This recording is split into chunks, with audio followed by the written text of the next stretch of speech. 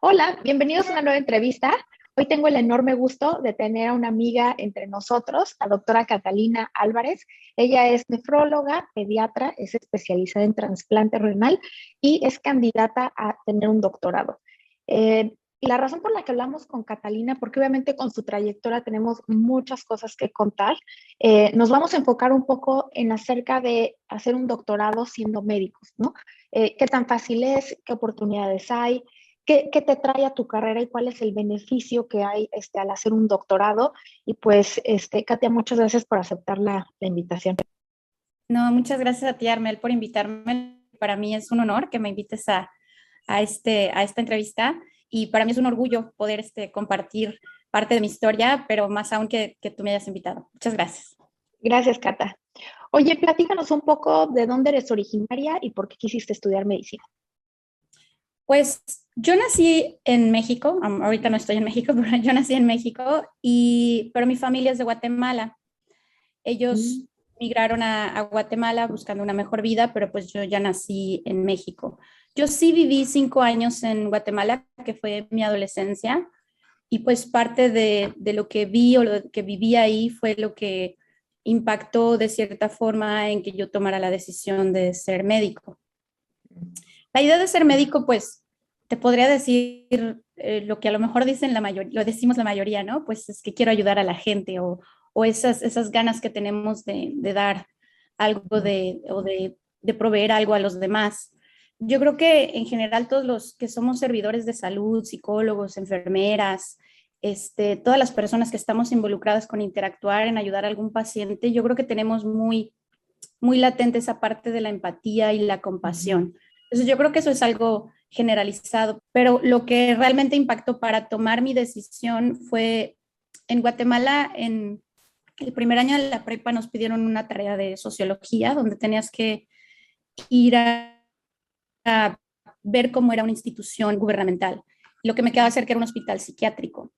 Entonces, pues se me hizo fácil ir al hospital psiquiátrico y las condiciones en las que vi a los pacientes de pobreza, de carencia, tanto de recursos materiales como humanos, realmente me impresionaron mucho. Entonces dije, sí, sí es esto lo que quiero hacer, quiero ser médico y quiero hacer algo por esta falta de recursos. Entonces ahí fue donde tomé mi decisión. Wow, suena mucho a ti.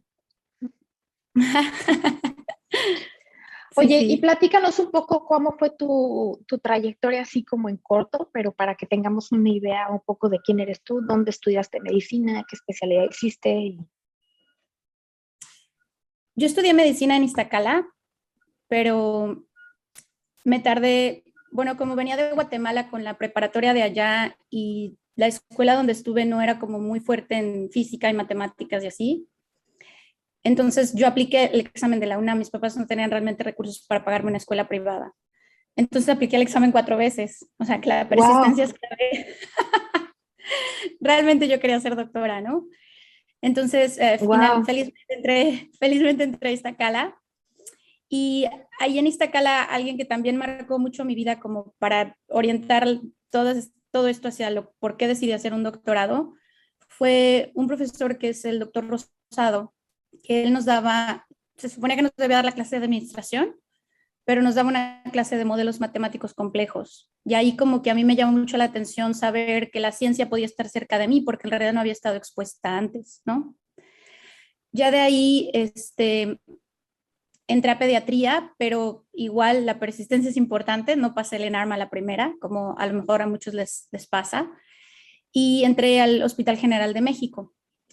Ahí en el Hospital General de México también estuve expuesta a investigación porque me acerqué a la jefa de terapia intensiva para decirle, ay, este caso es muy interesante, a lo mejor deberíamos de publicarlo, como que ella vio mi interés y ella me invitó a unos protocolos de investigación que estaban haciendo en niños. Entonces, ahí fue como esa exposición que tuve ya como activamente hacer algo de investigación, recolectando muestras y demás. Y ya después, cuando estaba en el tercer año de la residencia, a nosotros nos tocaba cuidar las terapias intensivas y lo que realmente me preocupaba a mí era que un niño hiciera insuficiencia renal aguda porque no teníamos diálisis agudas para niños pequeños, ni sabía cómo hacerlas ni nada. Teníamos una subespecialista, pero no estaba en las noches.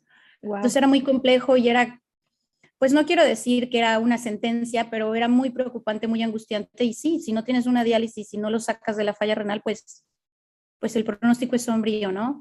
Claro. Entonces yo me acuerdo que yo decía, ¿cómo puedo ayudar a estos niños? Y desde la ventanita del General de México de urgencias veía al infantil, al Hospital Infantil de México, al Federico Gómez, y yo decía, ahí voy a ir algún día. Y apliqué a una rotación electiva y me encantó y dije, ¿cómo es posible que nada más necesitas cruzar la calle para saber o para proveer diálisis a un niño, ¿no? Qué Qué desigual cañón. es la salud. Entonces, pues me enamoré de la nefrología, apliqué a la subespecialidad, ahí sí me aceptaron a la primera. Y desde que entré me interesé por saber quién era la persona que estaba haciendo investigación, porque pues ya había tenido participación en 2 proyectos anteriores en pediatría en el General de México, y pues me acerqué y me mandaron con la doctora Mara Medeiros, que es la investigadora de allí. Y fue muy bueno porque ella me recomendó un diplomado en investigación, y el diplomado prácticamente fue lo que me hizo la base de los conocimientos que necesitaba para poder hacer mi aplicación a la maestría. Entonces, todo el primer año de nefrología pediátrica yo hice el diplomado y ya hay un examen que hay que pasar y hay que meter un proyecto, entonces es importante estar trabajando con una persona que ya esté en investigación, ¿no? Tener un tutor. Y, y ya entré a la maestría en el segundo año de nefrología pediátrica. Wow. Entonces, y ya después de ese segundo año de nefrología pediátrica, terminé nefro, me quedé un año nada más haciendo la maestría y después empecé a trabajar en el Federico Gómez, estuve ahí por un año. Pero como terminé pronto la maestría, pronto entre comillas, inmediato, o sea, tuve pase directo al doctorado. Entonces, más o menos esa es la historia. Y durante el primer año que estuve trabajando en el Federico Gómez, a mí ya me interesaba hacer algo en el extranjero, hacer una subespecialidad en trasplante. Entonces fue como decidí buscar opciones en el extranjero y terminé aquí en Canadá, que es donde estoy haciendo, bueno, ya hice 2 años de fellowship en trasplante renal pediátrico y ya aquí me interesé por aplicar al doctorado aquí de epidemiología clínica, que es en donde estamos. Sí. Oye, platícanos, para los que no estamos como tan enterados, exactamente qué es un doctorado, para qué sirve un doctorado o en qué consiste un doctorado. Mira, ¿qué es? Es como el máximo grado de estudios, ¿no? Lamentablemente llega a malinterpretarse como un título que te pone por arriba de los demás, pero yo no creo que esa deba ser la idea de un doctorado en realidad.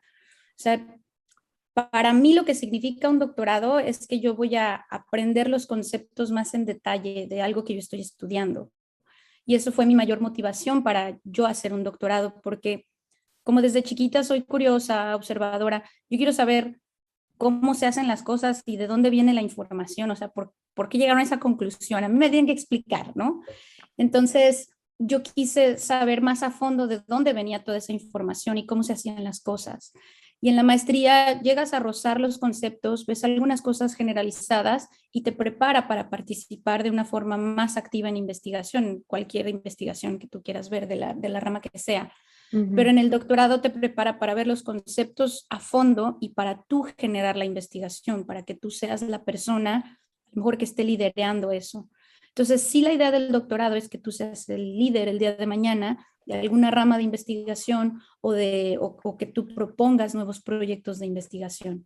Y ese debería de ser el mayor motivante de las personas y no el obtener ese título para sentir que tiene una categoría por arriba de los demás, que es a veces se vuelve como un juego de muchos egos y es un poco complicado, que a mí me parece que no debería de ser así. Claro. Y sabes que yo he visto como que a muchos estudiantes de medicina o personas que estamos empezando, nos intimida muchísimo investigación, ¿no? Varias veces cuando les pregunto a estudiantes o a residentes, me dicen, no es que a mí no me gusta investigación, porque realmente porque no has estado expuesto, porque no has Uh -huh, encontrado un mentor, uh porque te -huh, intimida, porque no la entiendes, ¿no? sí. ¿A ti te pasó eso? Como sentir eso de como un poco de temor hacia investigación y decir, no me gusta, aunque no la hayas experimentado. No me, no me intimidaba honestamente porque más bien tenía muchas ganas de saber, tenía mucha curiosidad. Entonces al principio más bien me entusiasmaba demasiado, o sea, nada más que me pusieran a tomar muestras, yo decía, oh my God, estoy tomando las muestras del proyecto, ¿no? Y cuando estás a ese nivel, en realidad tu responsabilidad es tomar bien las muestras, porque al final eres un eslabón de esta cadena que está construyendo la investigación. O sea, no hay tarea chiquita en un proyecto de investigación y eso también es algo que está mal interpretado. Entonces, para mí era muy entusiasmante. Ahorita me intimida hacer investigación porque ahorita yo soy la responsable de cómo se generan los datos, cómo se diseña el estudio, cómo se va a reportar y de que todo esto sea con la mayor veracidad y con la mayor ética, porque al final del día, el tipo de investigación que yo estoy haciendo, que es clínica, está informando a los médicos, a los proveedores de salud para su práctica. Entonces, eso te da una gran responsabilidad de lo que estás entregando como información, ¿no? Pero sí he tenido muchos colegas, amigos, residentes que sí están muy intimidados por la investigación, pero es precisamente porque no solo en nuestro medio, pero en nuestro medio en México somos muy jerárquicos y somos muy respetuosos de esas jerarquías. Y yo no estoy diciendo que no hay que ser respetuoso con el que esté arriba, pero también los de arriba tienen que ser respetuosos con los que estamos abajo. Uy, Entonces, sí. esos que están arriba estuvieron abajo alguna vez y pasaron por el mismo camino que estamos pasando nosotros. Entonces, es intimidante porque esa visión de la jerarquía hace que no quieras preguntar porque te puedas ver tonto o que parezca totalmente fuera de lo que has escuchado. Y así es. En México estamos muy poco expuestos a investigación. Y cuando yo empecé con el diplomado, para mí era un mundo alternativo. O sea, te hablan de cuestiones muy básicas, de distribuciones normales y tú es, ¿qué? Entonces, porque jamás lo has escuchado. Pero si lo piensas detenidamente, tus libros te hablan de investigación, los artículos que lees te hablan de investigación, las guías hacen referencia a investigación. Claro. Entonces, el empaparte un poco más de investigación te hace entender aún mejor esa evidencia que te están dando, porque no todo lo que está escrito y no todo lo que escriben los extranjeros es buena evidencia. Entonces, te hace ser más crítico, ¿no? Entonces, eso es algo que también tenemos que recordar y no tenerle miedo porque no está mal no saber. O sea, yo debo de confesar que en el primer año de la maestría yo casi repruebo estadística y no me da vergüenza decirlo. O sea, para mí era sumamente difícil porque yo no entendía nada. O sea, para mí era la dimensión desconocida de lo que me estaban hablando. Entonces iba tan mal en la clase que me llamaron de la dirección y me dijeron, o sea, no lo vas a Wow. lograr. Dala de baja porque va a arruinar tu promedio. La di de baja ese semestre y me tuve que esperar 2 semestres para volverla a cursar en fin de semana. Y la volví a cursar Wow. y le entendí. O sea, dije, bueno, le tengo que dedicar más tiempo, ¿no? Entonces, no es que todos los que están haciendo investigación hayan sabido desde que entraron o que se les facilite. Más bien pasan ese saltito de no va a tener miedo porque todos los que, o sea, debemos de recordar, todos los que están allá arriba pasaron por acá, no sabían. No está mal no saber. Creo que eso es muy importante. Y tú que conoces tan bien como la realidad de los hospitales, concretamente en México, ¿cuál creerías que es ese brinquito del que estás hablando para cruzar del otro lado y experimentar investigación? ¿Cuál sería como tu tip para las personas que nos están viendo? Mira, yo tengo una gran ventaja que la reconozco en mí misma, que es que soy muy extrovertida. Y tú me conoces, ¿no? O sea, No, yo ¿cómo no tengo, crees? yo no tengo ningún problema, saludo a la gente en la calle, o sea, yo no tengo ningún problema para hablar, ¿no? Eh, y es cuestión de personalidades también, Mm, pero para los que son introvertidos y que están interesados, no pasa nada si te dicen no, porque el gran miedo de no preguntar es que te vayan a decir que no. Entonces, el no ya está puesto, es por el sí por el que vas, por el posible sí. Entonces, yo he pasado por todo lo que he pasado, si quieres bueno o malo, porque he tocado puertas. Entonces, a ustedes de verdad les sorprendería la cantidad de investigadores que hay en México buscando un alumno que se interese, sí, porque a la mayoría no les interesa investigación porque no te reditúa mucho. Además de algo personal, no te reditúa económicamente tanto como en otros lugares. o no te da tiempo, o no te dan el tiempo específico para que hagas investigación. Pero si a ti te gusta, si a ti te llama la atención o lo quieres explorar, no pasa nada que preguntes. Y yo creo que la honestidad siempre es algo que te va a abrir las puertas, porque tú preguntas, pruebas, no te gusta, le dices, ¿sabe qué, profesor? Le agradezco muchísimo, pero no es lo mío. Ya acabé esta parte que me pidió, ¿no? Que sea responsable, cumples, pero ya me di cuenta que no era lo que era para mí, ¿no? Pero por lo menos lo intentaste y probaste lo que era, ¿no? Sí, Entonces, yo creo que en realidad a mí, no es que la doctora Mara me haya dicho, oye, tú tienes cara de que te gusta la investigación, ¿no? O sea, para nada, ¿no? Yo fui a su oficina y le dije, buenas tardes, soy fulanita, ¿no? Entonces, sí, tengo muchos amigos introvertidos y también que he convivido con otras áreas de investigación que trabajan en un laboratorio, en biología molecular, esos son súper introvertidos. Y me dicen, es que sí, o sea, entras en pánico escénico, sudas, dices, no, ¿qué voy a hacer?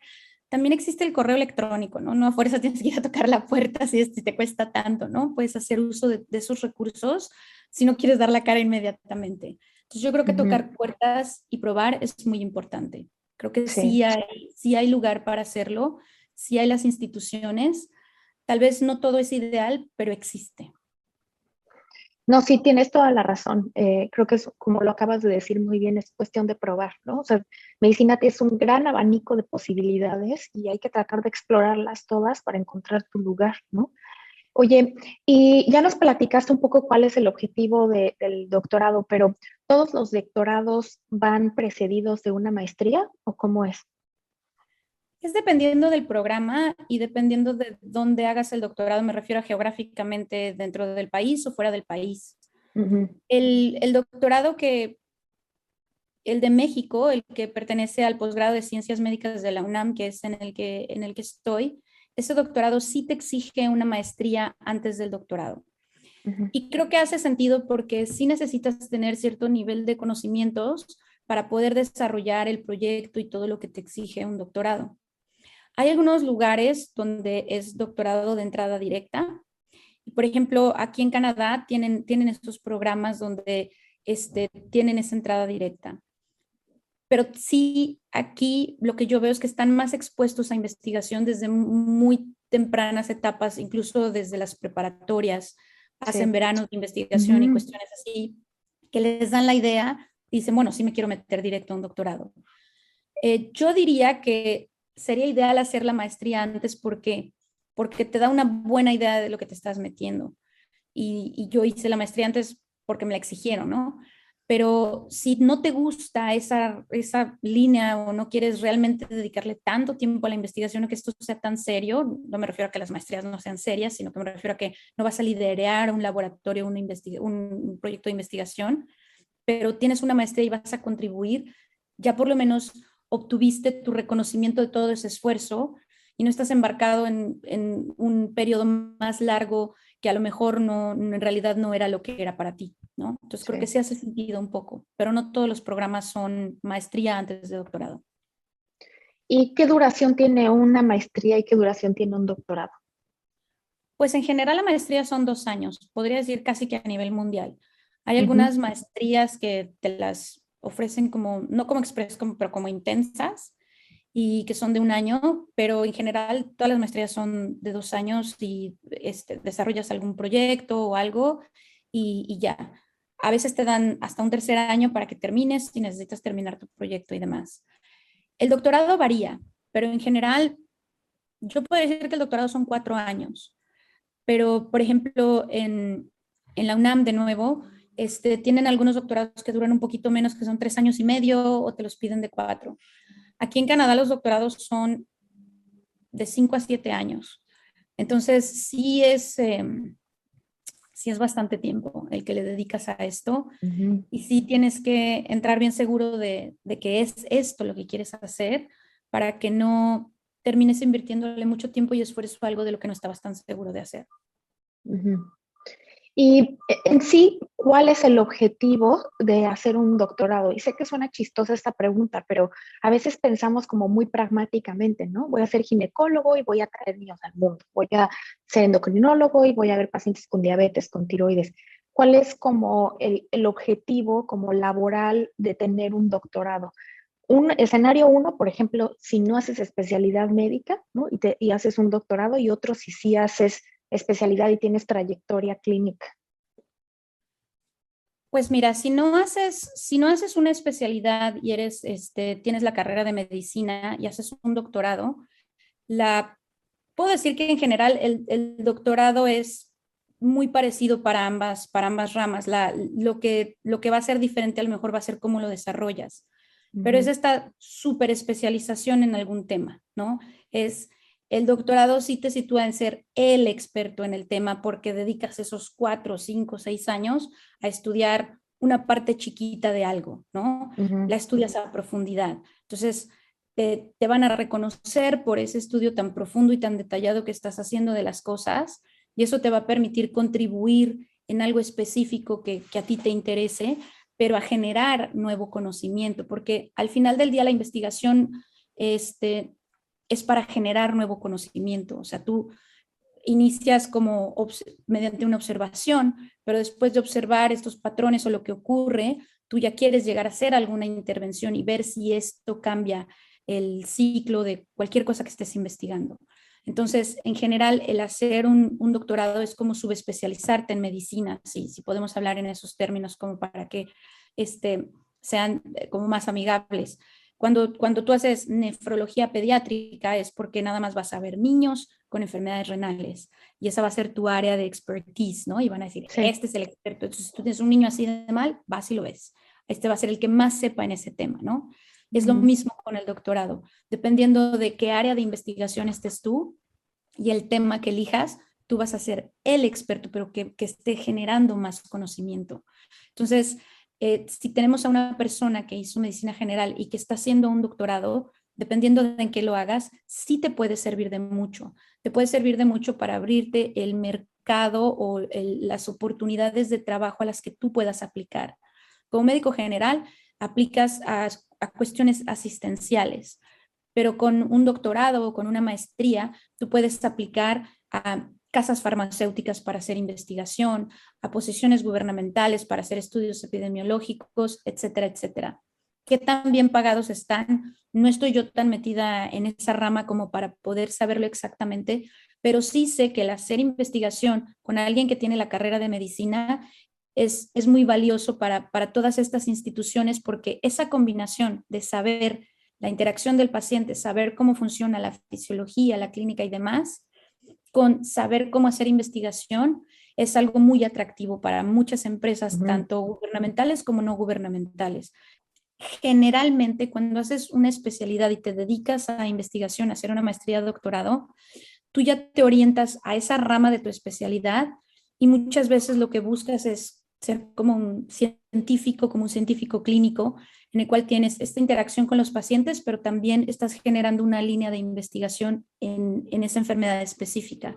Y la mayoría de las veces necesitas ir de la mano de una institución fuerte que tenga la especialidad del paciente que tú estás viendo y de una institución fuerte que compita por presupuestos para financiar tu investigación y que tenga la habilidad de proveerte de esas herramientas para que tú desarrolles la investigación.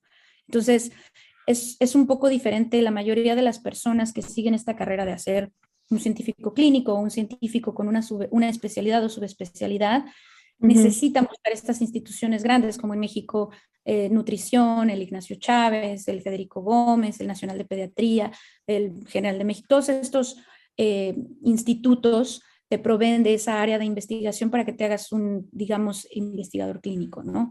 Esa es la idea. Entonces, sí, son un poco diferentes los panoramas, pero no está peleado el que tú tengas una especialidad para poder buscar también oportunidades en el mercado privado. Oye, ¿y cómo ha sido para ti como toda esta inversión de tiempo de preparación desde la escuela de medicina, la especialidad, su especialidad, irte, la maestría, el doctorado? ¿Cómo es tu percepción personal de cómo han pasado estos años? Pues yo siento que no han pasado. Yo me siento joven, ¿no? Reciente es todavía estudiante. ¿O qué? Me siento todavía la estudiante. No, mira, son muchas cosas. Es muy complejo porque en mi caso muy personal, yo tengo un propósito, yo tengo una motivación y a lo mejor lo que podría decirles es que eso es clave cuando eliges cualquier cosa que sea en tu vida, que te quieras dedicar en tu vida. O sea, realmente tienes que amar lo que estás haciendo y que te apasione hacerlo para que tengas una dirección y para que tengas ese propósito o esa meta, que en realidad no es que sea una meta de voy a acabar el doctorado, sino ese propósito continuo en mi perspectiva es algo dinámico, ¿no? Es un propósito que va creciendo. Entonces, ha sido difícil, no voy a decir, uff, pan comido, no, en lo absoluto, en lo absoluto. Y es una trayectoria de sacrificios, pero como todos en la vida, ¿no? Llegas a una vertiente en la que tienes dos o tres opciones y la mayoría de las veces al tomar una opción tienes que sacrificar algo. Entonces tienes Sí. que estar consciente de las cosas que vas a sacrificar y si vale la pena seguir con esa trayectoria que tú quieres. Y por eso es que es importante que lo ames y que estés apasionado, porque esa Ujú. trayectoria no va a ser una trayectoria sin baches, no va a ser una Claro. trayectoria sin lágrimas, no va a ser una trayectoria llena de luz, ¿no? Va a ser una trayectoria con muchas vertientes y que cuando estés en ese hoyo más profundo, digas, ¿por qué estoy haciendo esto? Ah, tengo un propósito. Entonces, yo pienso que es crucial que realmente ames lo que estás haciendo. Y si ha sido difícil, sí, por supuesto que ha sido difícil. Ha sido un camino largo, pero el propósito que tengo y la meta que tengo es lo que me mantienen en que yo siga haciendo esto porque realmente tengo un objetivo para lo que yo quiero utilizar todo el Ujú. conocimiento que estoy adquiriendo. Para mí no es tanto el título es secundario. O sea, a mí no me interesa eso del ego y demás. Por supuesto que sirve para colocarte mejor y para obtener a lo mejor más oportunidades de trabajo, pero para mí lo más valioso es este conocimiento que estoy adquiriendo para Ujú. poder lograr esos objetivos tan importantes que son para mí. Ujú. Oye, y ahora, como en términos concretos, ¿qué, cómo funciona un poco el poder estudiar el doctorado en el extranjero? La primera pregunta sería como, ¿necesitas tener una idea como de qué proyecto de investigación quieres hacer? ¿Tienes que tener una idea antes? Sí, hacer un doctorado en el extranjero, en mi experiencia personal, es bastante complejo. No puedo hablar, no puedo generalizar.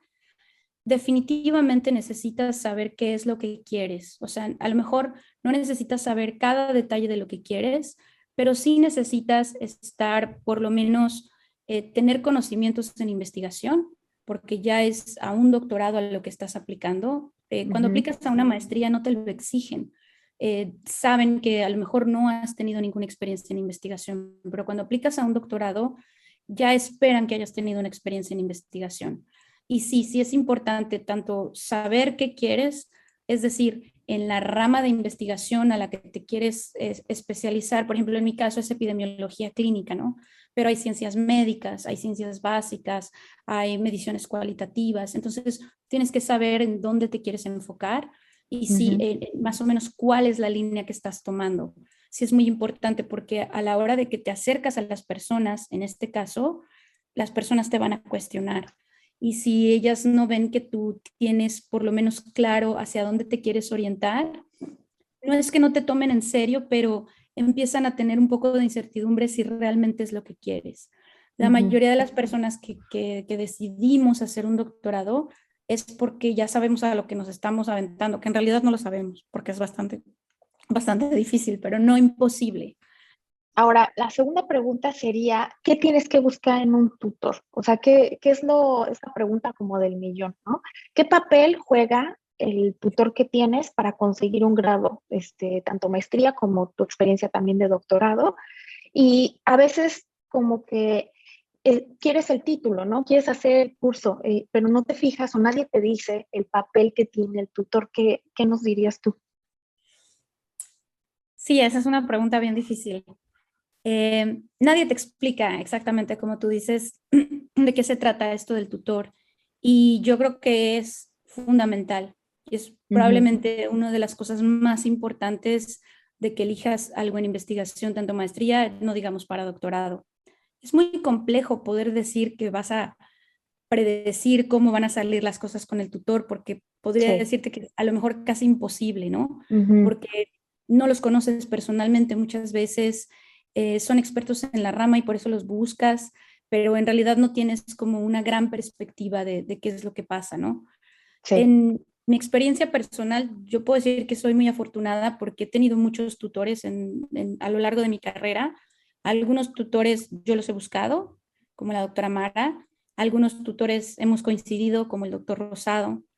Y algunos tutores ellos me han buscado a mí, como la doctora Ferris, como el doctor Guido. Entonces, yo me siento muy afortunada porque he tenido varios tutores, pero sí es bastante complejo. El papel que ellos juegan es que ellos idealmente, o lo que yo he aprendido aquí en Canadá, es que idealmente el tutor lo que hace es ayudar a que el estudiante florezca, ¿no?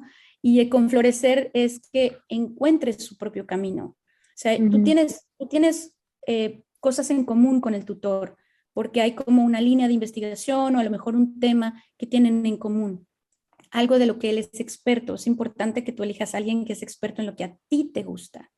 Entonces, es muy importante mantenerse firme con quien uno es, con el tutor, porque los tutores pues están aquí arriba, ya pasaron por una trayectoria, pero muchos tutores no van a aceptar a un alumno porque quieran hacer que florezca como investigador y busque su propio camino. Sí. Lamentablemente muchos tutores quieren manos que trabajen en su propio Ujú. proyecto. Entonces, para empezar, un tutor no puede ni debe de ser egoísta, porque lo que está es formando a otra persona que es un individuo, y como la palabra lo dice, es individual, y que va a formar su propio camino, así como lo formó el tutor. Entonces, es muy difícil discernir cuando estás empezando, cuando estás buscando, si este tutor realmente está viendo por tu bienestar o por el bienestar de su línea de investigación.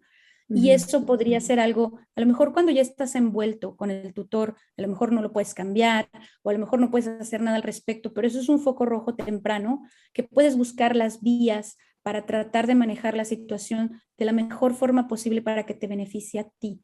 Porque le estás invirtiendo 3 a 5 a 7 años a un tema, a algo, 3 años de tu vida, en que a lo mejor necesitas poner a un lado tu vida personal, en que a lo mejor necesitas poner a un lado muchas cosas como ganancias económicas, situaciones, entonces le estás invirtiendo. Necesitas ver que ese tutor realmente te esté retribuyendo lo que tú le estás invirtiendo. Porque muchas Sí. veces llegamos con la visión de qué afortunado soy. Y sí, sí, debemos estar agradecidos con el tutor, no me lo tomes a mal, pero también ellos se benefician de nosotros, porque tener un Ujú. alumno de doctorado les da mucho prestigio. O sea, estás formando a el nivel más alto educativo que existe a nivel mundial, ¿no? Entonces, eso les da mucho prestigio y tú tienes que verte a ti mismo como que tú también tienes derechos. Entonces, lo que yo podría decir que hubiera deseado que me lo dijeran a mí cuando tenía a lo mejor que elegir tutores o hacer cosas, no es que me esté quejando de mis tutores en lo absoluto, soy muy afortunada, pero sí me dieron un consejo que lo traté de seguir. Dice, en investigación el dinero sí importa, no el amor, el dinero sí importa. Yo puedo decir que sí, por supuesto, necesitas fondos, ¿no? Entonces te dicen, busca un tutor que tenga dinero, pero no solo es el dinero lo que importa, sino que ese tutor tenga empatía por ti, por tu Sí. causa y por lo que tú quieres lograr, que te Ujú. pregunte tú qué quieres, cuáles son tus objetivos, que te interrogue, porque si tú quieres llegar a ser un investigador independiente, totalmente de acuerdo, y él te va a ayudar a crecer hacia allá, pero no es que ya lo seas. Entonces, también se da mucho que es un tutor súper ocupado y no te puede atender. Un tutor Ujú. súper ocupado y no te contesta los correos. Entonces te estancas, ¿no? Te da miedo preguntar. Sientes Sí. ese pánico de no lo quiero molestar. No, es su Ujú. obligación atenderte, es su obligación estar para ti, como es tu obligación trabajar duro en tu proyecto. Entonces es importante que veas que tu tutor sí sea exitoso, tenga presupuesto para poderte respaldar, pero también que te respalde profesionalmente en cuanto a que te dé una individualidad y que te vaya caminando hacia esa meta, pero paso a paso. No que te abandone o que nunca te suelte, porque también te tiene que dejar independiente, no micromanejarte y que nunca crea que eres capaz de hacer las cosas por ti mismo. Tú Sí. tienes, te vas ganando ese respeto, pero también lo tienes que exigir en cierto punto. Y la otra cosa que yo podría decir es que también este tutor no solo esté consciente de tus necesidades profesionales, sino de tus necesidades personales. porque este es una carrera larga, o sea, son varios años, que lo estás tomando en una etapa de tu vida en la que todos tus amigos ya tienen una casa, a lo mejor tienen 3, 4 hijos, y tú dices, bueno, o sea, sí, ya le estoy dedicando tiempo a esto, pero ¿a qué hora me toca a mí esa parte personal? Entonces, ellos también tienen que estar anuentes de que estás en ese momento y tú tienes, sin tener que compartirles todo esto, porque tu vida personal es tu vida personal, pero tienes que ver ese respeto de parte del tutor, de que le estás invirtiendo mucho a esto. Entonces, el único consejo que yo podría darles, que se los doy de cierta forma a algunos alumnos que se acercan a preguntarme qué investigación hacen, esto y el otro, yo podría decir que puedes investigarlos a los tutores, puedes buscar en Google dónde están, cuál es la institución para la que trabajan, cuáles son sus publicaciones, cuál es su línea de investigación y ver la lista de alumnos que han graduado. Algunas páginas te las dan. Si encuentras un contacto, contacta al alumno, pregúntale, oye, ¿cómo te trataron? ¿Cómo te fue? Sí. Se vale preguntar. Y si no te convence, pues no. Y si es el único experto, porque también puede pasar, si es el único experto en la rama y toca, pues toca. Pero bien consciente de las cosas que puedes hacer en el camino para mejorar tu situación, porque el doctorado es acerca del alumno. El asunto no es acerca del tutor. El tutor es el que te tiene que guiar. Y sí, sí es muy importante y sí es fundamental para tu desarrollo. Oye, y ahora platícanos como tú que sabes de los programas tanto en México como en el extranjero, ¿cómo consigues financiamiento para hacer el doctorado? ¿Cuáles son como las oportunidades? ¿En dónde tienes que pagar? ¿En dónde te pagan a ti? Porque, por ejemplo, sé que en México puedes tener beca con CONACYT que te pagan a ti, aunque una cifra baja, ¿no?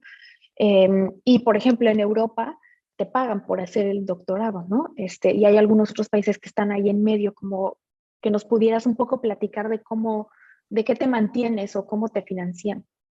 Sí, claro. Pues sí, como dijiste, en México aplicas a la beca CONACYT, pero sí es importante que estés consciente que también es una competencia, no es que solo porque estés en el programa te la van a dar automáticamente y demás. Lamentablemente, como hay muchas personas que se han metido a hacer investigación por tener más currículum o porque en realidad estén interesados, CONACYT se ha visto en el problema de que hay muchos alumnos no graduados que ya recibieron la beca y al final no se graduaron, y es Ujú, un problema muy conocido. ujú. Entonces, también hay que ser muy conscientes de eso, de que no estemos haciendo esto nada más por el papel, porque a la hora de la hora te van a dar el financiamiento, pero si realmente no era tu plan terminar o no estabas bien seguro, te estás quitando financiamientos a los que vienen atrás, porque ahora esas son las restricciones que se están viendo más y más, y yo lo he visto a lo largo de los años que he ¿Ah, estado sí? en el programa, claro. Cada vez se están poniendo mucho más restringidos los financiamientos que dan. Y eso es un problema pues, de todos los que tenían el financiamiento y no terminaban. Entonces, CONACYT Wow. es un gran medio de obtenerlo. Sí, sí es un sueldo que podríamos decir que es bajo, pero te alcanza para vivir. Yo viví de mi beca CONACYT el año que estuve dedicándome nada más a la maestría y creo que eso es un gran aliciente para que hagas investigación. Y es totalmente diferente de lo que yo he encontrado aquí en Canadá. O sea, en Canadá no te puedo hablar de muchas partes del mundo porque mi única experiencia es aquí en Canadá, pero en Canadá tú pagas una colegiatura. Entonces, en realidad a mí sí me tocó caer de ingenua. Yo dije, ay, sí, cómo no, yo aplico. Y ya cuando me dijeron, ¿y cómo te vas a financiar? Y yo, ¿qué no me van a pagar ustedes a mí? No me van a pagar por hacer el doctorado. Entonces fue así como, ¿no? Con mi cara de, perdón. Entonces tú pagas una colegiatura, pero hay programas para alumnos internacionales. Entonces, hay países que van a ser un poco más abiertos a alumnos internacionales, países que tengan mucho más estos programas de diversidad, inclusión, equidad, y hay becas a las que puedes aplicar. Por supuesto, Ujú, no son las mismas oportunidades de beca cuando eres extranjero que cuando eres local, ¿no? Cuando eres del país, pero sí hay oportunidades de becas y hay acuerdos entre los países. Por ejemplo, hay una beca que es acuerdo entre CONACYT y Canadá, que se le da solo a mexicanos que hacen doctorado y se les da una cifra anual de dinero para que sea parte de su sueldo y puedan vivir en Canadá. Yo apliqué, pero ujú. no la obtuve, ¿no? Entonces, uno de los financiamientos que yo tengo es una beca que me dio el programa de la Universidad de Toronto, que se llama CONAUT, y con ese financiamiento, con esa beca, es con la que pago mi colegiatura. Pero además de eso, el tutor con el que yo estoy, o la tutora más bien, todo esto se tuvo que hablar desde el inicio, porque tú ya tienes, digamos, ya tienes cubierta esa colegiatura, ¿no? Digamos, yo ya lo resolví, ya tengo eso resuelto, pero ahora falta con qué voy a vivir en el país. Entonces, específicamente en Canadá, te exigen, dependiendo de tus calificaciones, que tengas un monto mínimo de entrada, que es con lo que ellos creen que vas a vivir decentemente en el país, ¿no? Para que no te vuelvas una carga para ellos. Entonces, hubo allí un acuerdo entre la universidad y mi tutora porque yo no tenía identificada una fuente de recursos económicos para que en el caso en que yo me quedara sin recursos, mi tutora iba a cubrir a través de su programa de investigación, mi sueldo sí era necesario, ¿no? Por supuesto, todo esto es un estresante para el alumno porque necesitas estar cubriendo tu sueldo para continuar con el programa. Entonces, tienes que prever aplicaciones a instituciones o a las oportunidades de beca que hay nacionales e internacionales, aplicas y cómo aplicas con tu proyecto de investigación. Tienes tu propuesta de proyecto, porque es importante que te financien y entras a concursos. No voy a decir que gané todos los concursos, pero gané algunos. Entonces, a través de esas becas internacionales y nacionales que tuve, es como me he estado financiando año con año mi sueldo para poder continuar en el programa.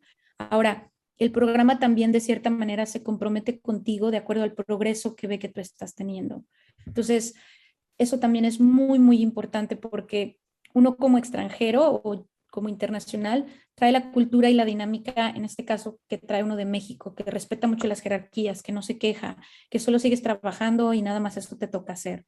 Pero aquí en realidad es que las universidades son muy abiertas para que tú te acerques y digas, oye, tengo este problema, no sé cómo me voy a financiar el otro año. ¿Me explico? Entonces, todo eso es importante que tú lo hables con tiempo porque ellos tienen muchas vías para poder ayudar a estos alumnos internacionales para que logren llegar a la meta, porque ellos quieren ver que sean exitosos, que terminaron y que valió la pena toda esta inversión. Lamentablemente sí te estresa el tener que estar consiguiendo financiamiento. Claro. Te agarras un financiamiento importante que te cubra 5 años o que te cubra 6 años, perfecto, pero esos son los más competidos, ¿no? Eso podría decir que es algo bastante complejo en cuanto es a hacer un doctorado y que tienes que estar preparado para eso. Y lo otro que podría decir es mucho, digamos que lo cultural y la dinámica académica, que también es bastante diferente en cuanto a México, lo que yo veo y lo que veo aquí en Canadá, ¿no? Porque en México es muy patriarcal, matriarcal, o sea, es el profesor, te da la cátedra y lo que dice el profesor es religión en la mayoría de las instituciones, ¿no? Y aquí tienes que cuestionarte tú, tienes que cuestionar al profesor y tienes que participar en generar más preguntas y en que se enriquezca todo. Entonces, está muy bien porque te da como ese valor de que tú también preguntes cuál es la evidencia de lo que te están enseñando, ¿no? Que retes al profesor, pero también como viniendo de la otra cultura te es muy difícil poder entrar a esa dinámica. Entonces es complejo, pero es padre, o sea, te da otra perspectiva. También el doctorado de México me parece que es bastante completo, bastante riguroso y tiene muchos elementos de muy alta calidad, no voy a decir que no, pero acceso a tecnología y a fuentes de información que son gratuitas cuando estás metido en, por ejemplo, en mi caso en la Universidad de Toronto, no las tengo en la Universidad de México, ¿no? O sea, tengo acceso a muchas revistas y a descargar los artículos de forma gratuita que no lo puedo tener en México y también impactan en cómo haces tu investigación. Sí, tienes razón.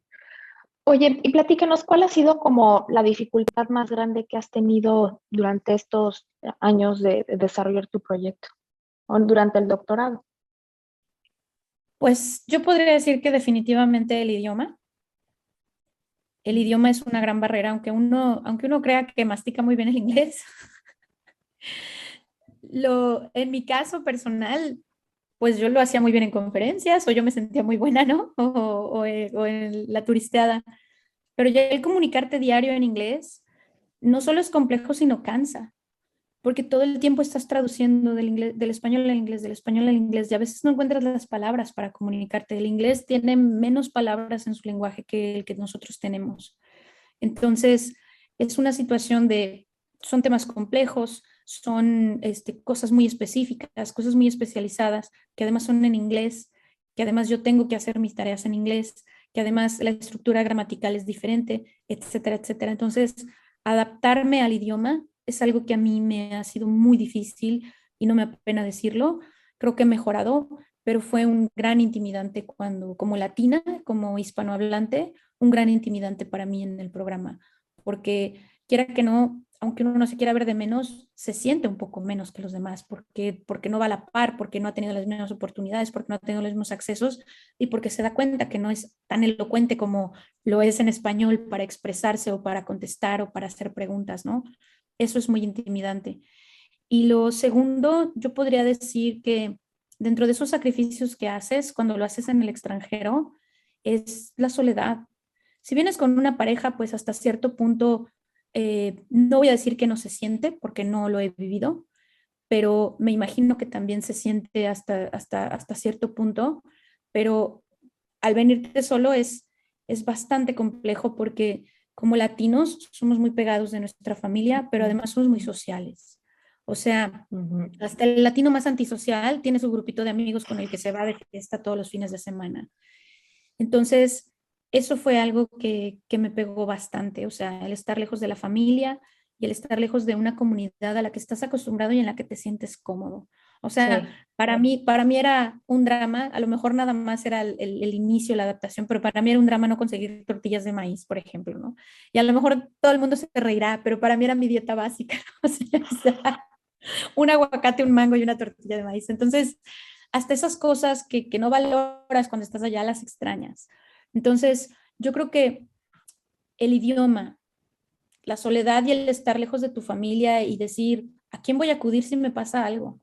¿Cómo le voy a hacer? Y que me han pasado cosas. Gracias a Dios tengo muy buenos amigos y tengo una red de apoyo que me han ayudado, pero hay gente que no es tan sociable, que no es tan extrovertida, que no... Y con quién acuden si se enferman? ¿Qué hacen si Dios Sí. quiera nos pasa algo, ¿no? Eso te genera mucha ansiedad, eso te genera mucha conmoción, el enfrentar el clima, el frío, los días cortos que son más oscuros. Parece risible, pero todo eso te pega. Eso ha sido muy, muy difícil. Y la cultura académica, porque aquí es excesivamente competitivo y eso a mí fue un shock para mí. O sea, yo viniendo de la UNAM, que me considero del pueblo, para el pueblo, no, no es cierto, encontrarme con todos estos estudiantes que tienen, son súper competitivos y que están viendo qué estás haciendo y tú así de, déjenme tranquilo. Y aunque tú no quieras competir, te envuelven, te sientes Sí. presionado, sientes la presión por publicar, sientes eso es muy crítico. Entonces, sí, sí me di cuenta que ese famoso de wellness, de awareness y todo eso, ahora lo entendí. Yo decía, ay, ¿qué es eso? ¿Qué les pasa? Sí lo necesitamos y sí es importante. Oye, y ahora platícanos un poco de cuál es tu, como tu plan, ¿no? Cómo tú ves que el doctorado se incorpora a lo que ya tienes cosechado y en qué te va a ayudar en perspectiva. Pues mira, a mí me ilusiona mucho este doctorado porque, como te decía, yo traigo mi propósito, ¿no? Y mi plan de qué es lo que quiero hacer. Y para mí es muy importante encontrar una forma en la que yo pueda ayudar a mis pacientes, pero para mí ayudar a mis pacientes es también desde el punto de vista, desde la perspectiva de estos que no tienen recursos, porque estuve muy expuesta a estas comunidades en el servicio social, en Guatemala, etcétera. Entonces, para mí mi doctorado, el que estoy haciendo en epidemiología clínica, me va a ayudar primero a crecer más en la investigación en la rama específica que tengo, que es farmacoepidemiología y farmacogenética, que va direccionado hacia medicina de precisión, machine learning y todas esas cosas que están muy ahorita en boga, como hacer una medicina más individualizada. La mía está enfocada en trasplante, pero además de eso, como yo veo mi doctorado cumpliendo parte de mis propósitos, es en ayudar a todos los colegas que son clínicos y realmente no están involucrados en investigación, a que ellos desarrollen sus preguntas de investigación, porque la investigación clínica nace de estar ahí junto al paciente. Y en Ujú. realidad unos nos Sí, complementamos con los otros. Entonces, la realidad de la medicina y la realidad de la investigación es que es dinámica. Lo que sabíamos hace 20, 25 años no es lo uy, mismo sí. porque las poblaciones son dinámicas. Y entonces ahí es donde yo veo esos avances de tecnología y de ciencia. Y ahí es donde a mí me entusiasma todo lo que estoy aprendiendo, porque estoy aprendiendo a estudiar fenómenos más dinámicos. Estoy todavía en pañales, ¿no? Pero entonces yo quiero poder ofrecerle a mis colegas clínicos que ellos esos problemas que ven en el paciente los ven reflejados en estudios de investigación para generar más información, ¿no?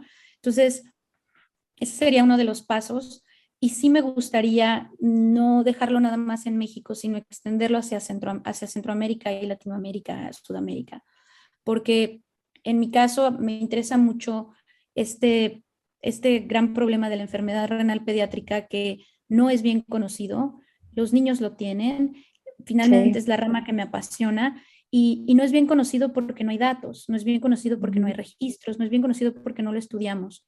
Para mí la investigación y el entrar más a fondo en epidemiología clínica y en saber cuáles son las vías en las que yo puedo mejorar estas condiciones es que a través de la investigación tú le muestras a los gobiernos qué es lo que existe, a través de los datos, a través de los números.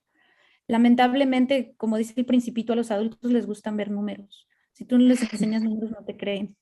Entonces, yo creo que la investigación es una herramienta, y específicamente mi doctorado, con la que yo puedo generar esos estudios que a lo mejor al principio únicamente van a ser descriptivos para que el gobierno voltee a ver este padecimiento y que mejoren las condiciones de estos niños. Ahora nos acabas de dar muy buenos tips, pero ¿qué haces tú cuando alguien se te acerca y te dice esto?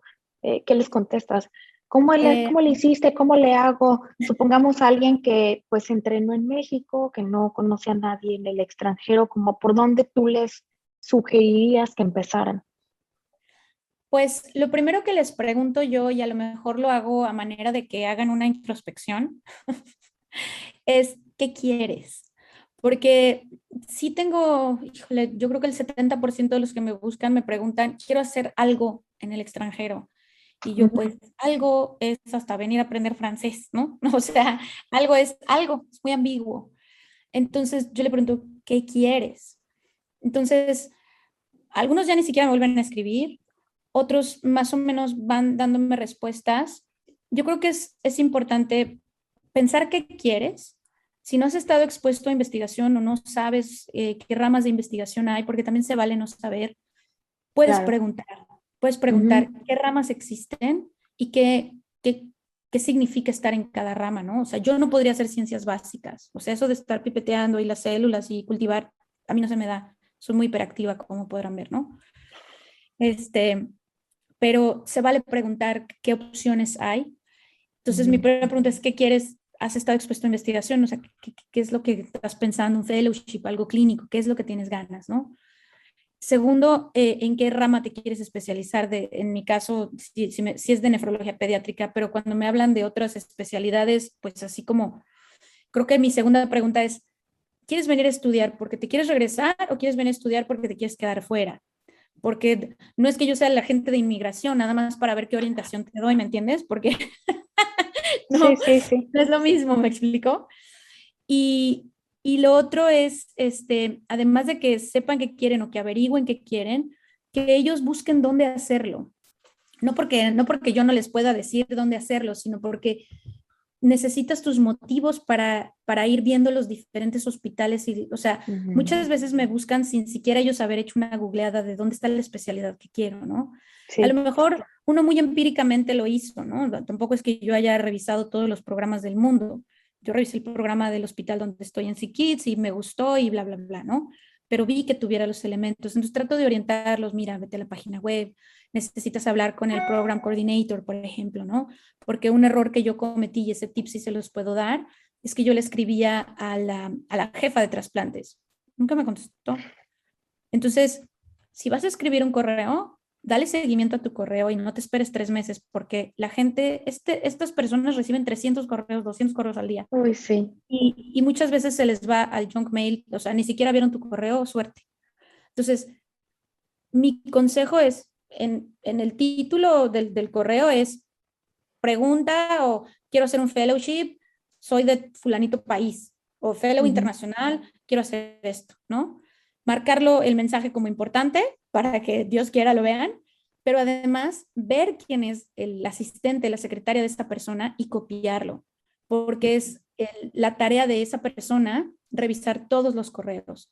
Entonces, felizmente, después de esperar 3 meses que no me contestó esta señora y yo muriéndome de la vergüenza de volverle a escribir otro correo, se me ocurrió volverle a escribir así de, siguiendo mi último correo, ¿no?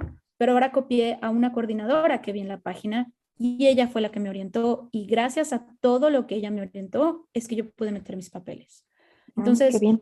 yo creo que es importante que tú investigues cada uno de los hospitales. Si conoces a alguien que haya hecho algo en ese hospital, igual comunícate con esa persona para saber si el ambiente es bueno, porque también el ambiente para los internacionales importa. Vas a aprender, Sí, te van a discriminar, no te van a discriminar, te van a dar las mismas oportunidades que a los demás. Entonces, investiga. No nada más lo que la persona que está en cierto lugar te diga que valga o que te den todo el pathway que necesitas seguir o todas las vías que necesitas seguir. Tú investiga, envía correos, que no te dé pena y que los correos sean claros y concisos. No escribas un testamento. Y cuando ya tengas el correo claro y conciso, pásalo por un corrector de grammar. Y les voy a pasar el tip. Grammarly es gratis y lo bajan de internet sin que ellos me pasen ninguna comisión por este anuncio. Pero si tú mandas un correo escrito con una gramática en inglés muy mala y además les escribes un testamento que no te van a contestar. O sea, no te van a contestar. sí. Entonces, trata de hacer las cosas, busca ejemplos. O sea, no te quedes con las manos cruzadas. Busca ejemplos. ¿Cómo se escribe un correo formal? ¿Cómo? Todo está en Google ahora. Tampoco le estoy haciendo anuncio a Google. Yo creo que esas serían mis recomendaciones y darle seguimiento a esos correos, porque a uno le da pena, le da vergüenza y estas personas leen los correos diario. Si el correo se perdió, o sea, si en una semana no te han contestado, tú ya estás mandando otro y que no te dé Sí. pena de mandar el otro. Y si te respondieron, respóndeles en los siguientes 3 días. Si no estás acostumbrado a revisar tu correo, revísalo por el amor de Dios, porque las convocatorias se cierran, hay periodos para la convocatoria y se te van a pasar todos esos deadlines. A mí se me pasó un año la convocatoria de trasplantes por no meterme a revisar mi correo constante. Esos serían Wow. como los consejos más importantes que yo les podría dar y que realmente piensen si están dispuestos a estar fuera de su país, lejos de su familia y demás, y si están dispuestos a las inclemencias del clima, que al final del día te acostumbras, pero son Sí. medio gachas. Oye, pues nos acabas de dar un panorama como bastante realista, me parece, ¿no? Que el hacer un doctorado o un posgrado, pues es un camino más en medicina. Obviamente el hacer más entrenamiento clínico tiene sus retos y este sin duda también tiene sus retos, ¿no? Me gusta que lo plantees como con las reales barreras que existen, ¿no? En todo sentido, pero pues en que todas esas barreras las puedes sobrepasar, ¿no? Las sobrepasas con tenacidad, como ha sido tu caso. Y bueno, Cata, nada más para despedirnos, si nos quieres regalar un último mensaje para los que te están escuchando. Sí, claro. Em, bueno, a lo mejor serían como 4 mensajes chiquitos, más bien A ver, haciendo como mención de algunas mujeres feministas a las que me parece que dicen cosas bonitas, ¿no? Una de ellas es Maya Angelou, y yo creo que es muy importante lo que ella dice de la gente puede olvidar lo que les dijiste, pero nunca van a olvidar cómo los hiciste sentir. mm, Entonces, creo que es muy importante que recordemos que todos estamos en el mismo camino y que no tienes que maltratar al que viene abajo, sí, porque de todos aprendemos, de los de arriba, de los de abajo, y todos debemos de ayudarnos. O sea, trata a los demás no como te trataron a ti, como te hubiera gustado que te trataran. Y las otras dos frases son de otra feminista que se llama Vilma. Es una indígena de aquí, de antecedentes indígenas de aquí de Canadá. Y ella dice, que la lección más importante que le enseñaron sus padres es que no debes permitir que nadie más que tú te defina. Nadie te va a decir de lo que eres capaz, nadie te va a decir lo que tú eres. Conócete. Tú eres la única persona que puede saber de qué eres capaz y lo que tú eres. Nadie te puede definir. Y también lo que dijo Vilma fue, hemos llegado hasta donde hemos llegado como mujeres porque nunca nos damos por vencidas. Y es cierto. Qué bonito. A una mujer le dices, no puedes, y tú le contestas, watch me, lo voy a hacer. Aunque me tarde 25 años de doctorado, pero lo voy a hacer. Y ya la última es mía, a lo mejor se vale pedir ayuda. Como mujeres latinas, creemos que tenemos que ser el pilar de todo, de la casa, de la familia, de la profesión, de las amigas, y no es así. Hay que cuidarnos a nosotras mismas, hay que preocuparnos por nuestra salud mental y se vale no ser la más fuerte. Se vale decir, ya no puedo. Eso les diría yo. Hay que también ser humildes con esto, porque como mujeres latinas somos muy, yo puedo todo. No, a veces hay que tomar un respiro y dejar que otro siga cargando. Sí, es verdad.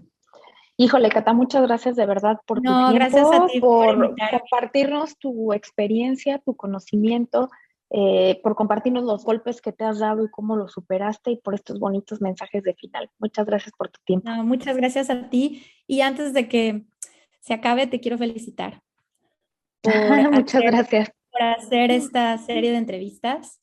La verdad es que creo que como mujeres debemos apoyarnos entre nosotras. A veces, tristemente, las que más nos bloqueamos somos las mismas mujeres porque queremos o creemos que todas debemos sufrir el mismo camino tortuoso, pero creo que como mujeres nos debemos de apoyar. Y yo creo que esta iniciativa que tienes de hacer estas entrevistas es muy admirable y que otras mujeres puedan escuchar de otras mujeres me parece demasiado valioso. Entonces, te quiero agradecer, te quiero felicitar por ser una gran mujer. Muchas gracias, Cata. Gracias, qué linda por decirlo. Muchas gracias. Y espero que les haya gustado mucho escuchar a esta mujer con tantos matices y sabores. Nos vemos. Bye.